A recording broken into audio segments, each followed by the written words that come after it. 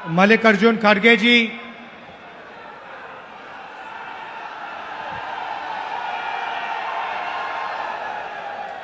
केसी वेणुगोपाल जी, अजय कुमार लल्लू जी,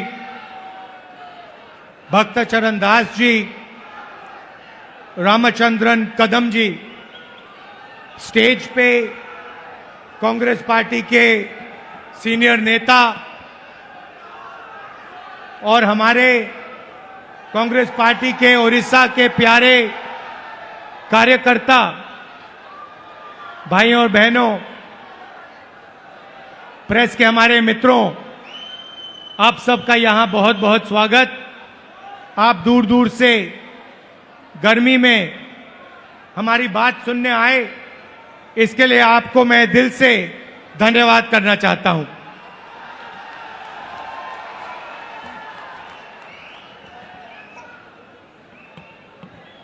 Congress party के कार्यकर्ता का मूड कैसा है? नहीं, सुनाई नहीं दिया मुझे। कैसा है मूड आपका?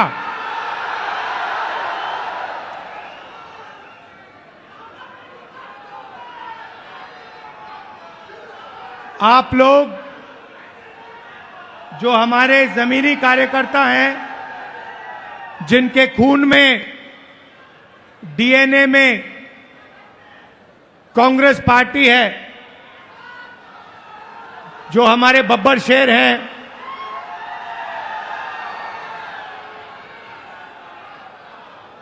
आप उड़ीसा की जो जनता है उनकी रक्षा करते हो। उड़ीसा की सरकार का सिर्फ एक काम है, उड़ीसा का जो धन है उसको उड़ीसा की गरीब जनता से चोरी करने का काम है। आपकी सरकार सिर्फ यही करती है। पहले बीजेडी की सरकार ये करती आई, अब बीजेपी की सरकार यही काम कर रही है। एक तरफ उड़ीसा की गरीब जनता, दलित, आदिवासी, पिछड़ा वर्ग, कमजोर लोग, किसान, मजदूर, और दूसरी तरफ 5-6 अरबपति और बीजेपी की सरकार, ये लड़ाई हो रही है। और इस लड़ाई में कांग्रेस पार्टी का कार्यकर्ता जो है, वही इस लड़ाई को उड़ीसा के, वही इस लड़ाई को उड़ीसा की जनता के साथ मिलकर जीत सकता है और कोई नहीं जीत सकता है। भाइयों और बहनों, बीजेपी पूरे देश में संविधान पर आक्रमण कर रही है।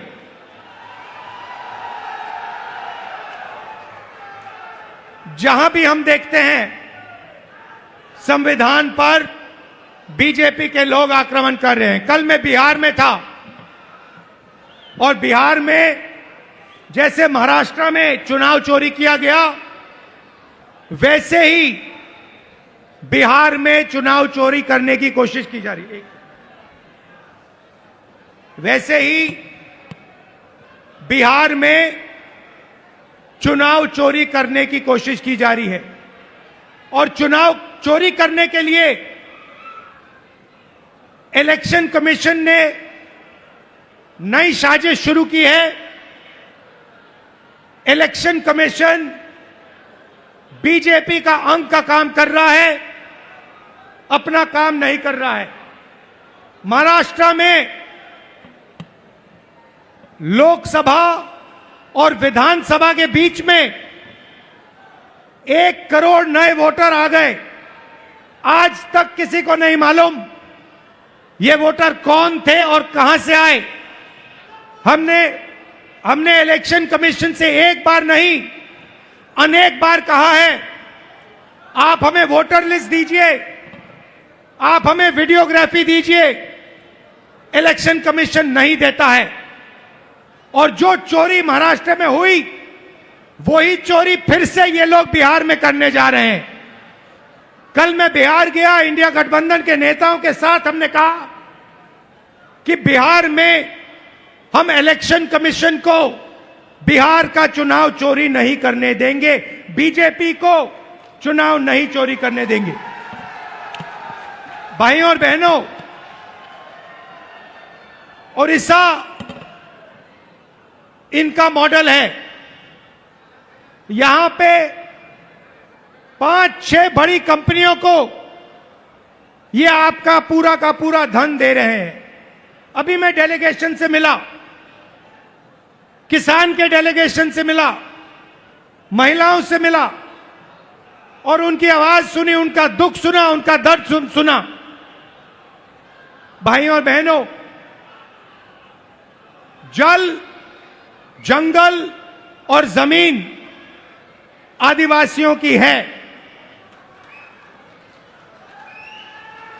मैं फिर से दोहराना चाहता हूं, जल, जंगल और जमीन आदिवासियों की है और आदिवासियों की रहेगी।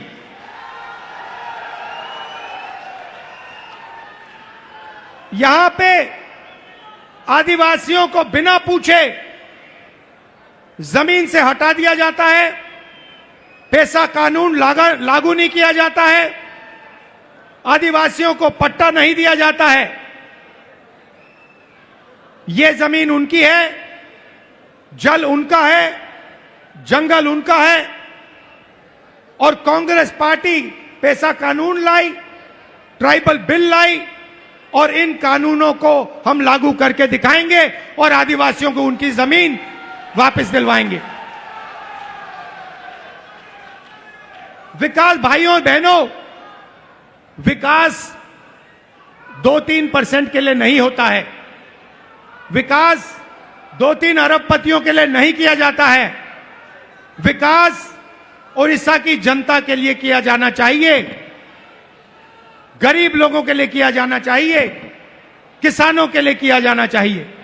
यहां की सरकार 24 घंटा आपका धन, आपका जंगल, आपकी जमीन आपसे छीनती है, आपको जमीन से हटा देती है, आपको सही मुआवजा नहीं देती है, आपको धमकाती है, आपको डराती है। और मैं यहां स्टेज से कहना चाहता हूं, हमारे आदिवासी भाई हो, हमारे किसान हो, हमारे मजदूर हो, जिन पर भी सरकार आक्रमण कर रही है, जिनके खिलाफ अत्याचार हो रहा है, उनके साथ कांग्रेस पार्टी के सारे नेता खड़े मिलेंगे, मैं खड़ा मिलूंगा। और मैं आपसे कह रहा हूं कि जो आपका पट्टा है वो आपको कांग्रेस पार्टी दिलाएगी, अंत में कांग्रेस पार्टी ये काम करेगी। नरेंद्र मोदी जी एक नई योजना लाए थे। पूरे देश में उन्होंने फसल बीमा योजना, एक नई योजना लागू की थी। उन्होंने कहा था कि जब किसानों को मुश्किल होगी,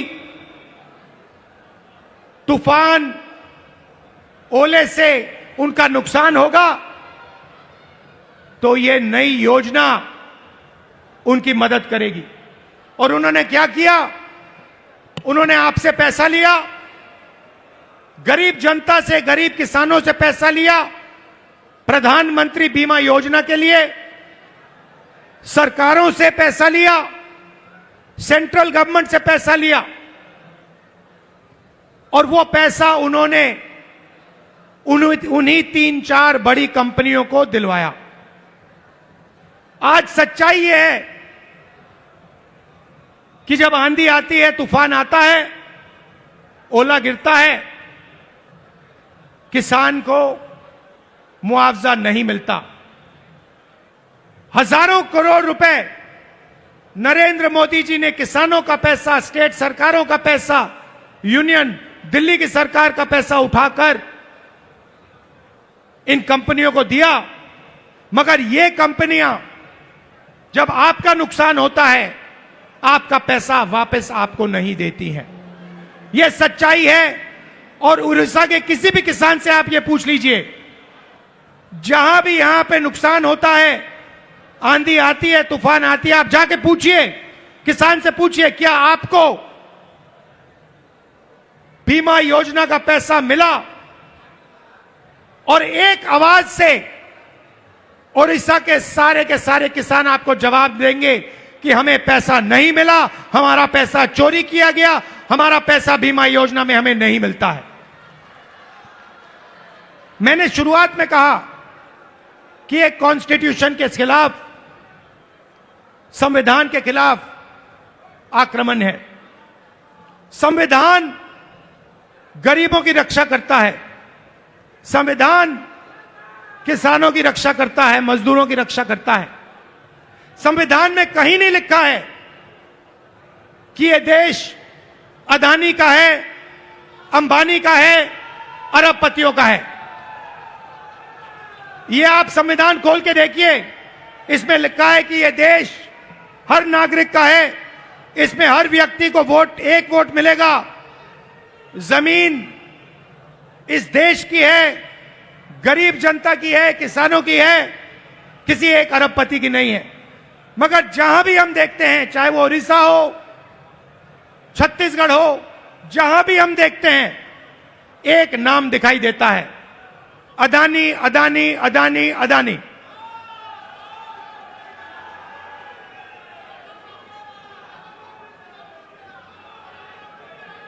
मतलब अदानी जी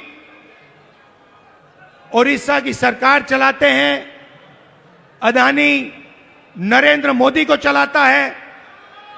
और जब ओडिशा में जगन्नाथ यात्रा निकलती है, आप सोचिए रथ निकलता है, जगन्नाथ यात्रा का रथ निकलता है, लाखों लोग उसको देखते हैं, उसके पीछे चलते हैं, और फिर एक ड्रामा होता है, रथ को अदानी जी और उनके परिवार के लिए रोका जाता है। इससे आपको ओडिशा की सरकार के बारे में सब कुछ समझ आ जाएगा। यह ओडिशा की सरकार नहीं है, यह आपकी सरकार नहीं है, यह अदानी जैसे 5-6 अरबपतियों की सरकार है। और इसका लक्ष्य आपकी जमीन, आपका जंगल, आपके भविष्य को चोरी करने का है। मैं आपसे पूछना चाहता हूं, आपकी सरकार ने ओडिशा के युवाओं के लिए कितना रोजगार पैदा किया है?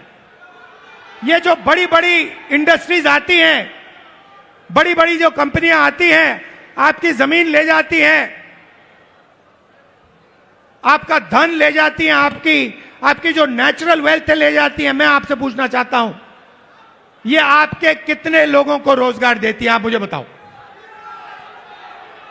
आपका रोजगार खत्म करती हैं, छोटे बिजनेसेस को, छोटी कंपनियों को, स्मॉल मीडियम बिजनेसेस को खत्म करती हैं, और फिर आपकी जमीन, आपका धन, आपका जंगल, आपका जल उठा के ले जाती है। और एक नई बात शुरू हुई है,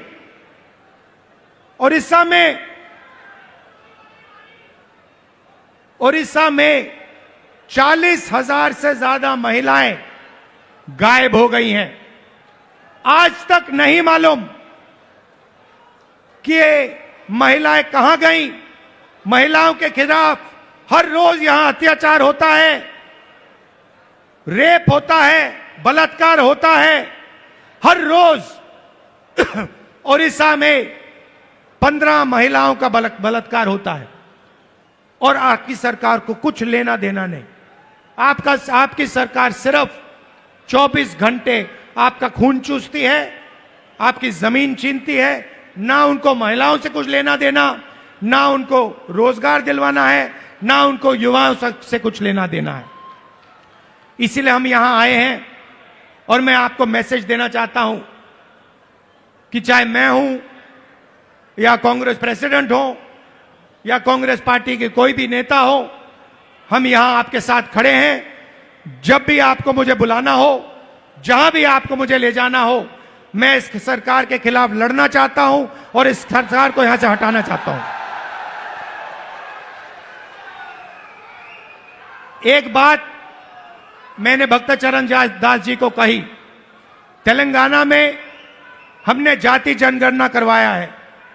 तेलंगाना में जाति जनगणना ने कमाल कर दिया है, क्योंकि जाति जनगणना ने तेलंगाना के हर नागरिक को समझा दिया है कि तेलंगाना में कितने लोग कौन से वर्ग के हैं, ओबीसी कितने हैं, अति पिछड़े वर्ग के कितने लोग हैं, दलित कितने हैं, आदिवासी कितने हैं, गरीब जनरल कास्ट के कितने लोग हैं। एक प्रकार से तेलंगाना सरकार ने तेलंगाना का एक्सरे किया है और तेलंगाना की सरकार को अब मालूम है कि कितना धन किसके हाथ में है, कौन किसके पास क्या है, कितनी आबादी किसकी है। और मैं ये ओडिशा की जनता से भी कहना चाहता हूं, देखिए यहां पर हमें पता लगाना है दलित कितने हैं, आदिवासी कितने हैं, पिछड़े वर्ग के लोग कितने हैं, गरीब जनरल कास्ट के लोग कितने हैं, क्योंकि हम चाहते हैं कि सरकार में, इकोनॉमी में, विकास में सबको भागीदारी मिले। आज ओडिशा के पिछड़े लोगों को, दलितों को, आदिवासियों को ना सरकार में जगह मिलती है, ना कॉर्पोरेट में जगह मिलती है, ना ब्यूरोक्रेसी में जगह मिलती है। ये जो 5-6 कंपनियां आप पर राज कर रही है, मैं आपसे पूछना चाहता हूं, इनके मालिकों में कितने पिछड़े वर्ग के लोग हैं, इनकी मैनेजमेंट में कितने पिछड़े लोग के वर्ग हैं, कितने दलित हैं, कितने आदिवासी हैं, कितने गरीब जनरल कास्ट के लोग हैं। आपको एक नहीं मिलेगा। इसीलिए मैंने भक्तचरण दास जी से, लालू जी से कहा है कि पूरा दम लगा के आप ओडिशा की जनता को समझाइए कि सबसे पहला काम जाति जनगणना है, और अगर हमें ओडिशा में बदलाव लाना है तो जाति जनगणना हमारा औजार है, क्योंकि जाति जनगणना से दलितों को, पिछड़ों को, आदिवासियों को, गरीब जनरल कास्ट के लोगों को अपनी सच्ची शक्ति समझ आएगी। और जिस दिन इनको अपनी सच्ची शक्ति समझ आ गई, उस दिन यह सरकार को गिरा के फेंक देंगे। भाइयों और बहनों, आखिरी बात मैं कहना चाहता हूं,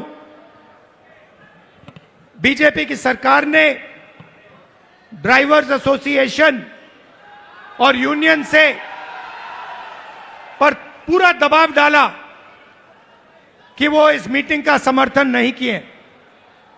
उन्होंने पूरा दबाव डाला, धमकाया और डराया ड्राइवर यूनियन को, एसोसिएशन को, कि यहां पे इस मीटिंग में कांग्रेस पार्टी का समर्थन न कीजिए और इस मीटिंग को डिसरप्ट करने में मदद कीजिए। और मैं यूनियन को और एसोसिएशन को धन्यवाद करना चाहता हूं कि आपने इस मीटिंग का समर्थन किया। और मैं इस स्टेज से कहना चाहता हूं कि सरकार को ड्राइवर एसोसिएशन और यूनियन की आवाज सुननी चाहिए और जो उनकी जेन्युइन डिमांड है उन्हें पूरा करना चाहिए। एक बार फिर मैं आप सबका दिल से धन्यवाद करना चाहता हूं। आप यहां आए, इतनी गर्मी में आए और आपने इतनी प्यार से मेरी बात सुनी। कांग्रेस पार्टी के कार्यकर्ता से कहना चाहता हूं, देखो आप लोग बब्बर शेर हो, आपको किसी से नहीं डरना है। आप टाइगर हो, आपको किसी से नहीं डरना है। आप आगे बढ़ो, आपके खून में कांग्रेस पार्टी की विचारधारा है, गांधी जी की विचारधारा है, संविधान की विचारधारा है। जाओ, लड़ो और इस सरकार को बदलो। धन्यवाद, नमस्कार, जय हिंद। धन्यवाद। दर्शक बंधु, जदि आम खबर भिडियोटी आपन को भल लगी थाए तेबे आम चैनल को सब्सक्राइब, फॉलो एवं लाइक करबा पई बिल्कुल भी भूलंतु नहीं। हाँ दर्शक बंधु, आपण अन्य बंधु मानक मध्य शेयर निहाती करंतु। धन्यवाद, नमस्कार।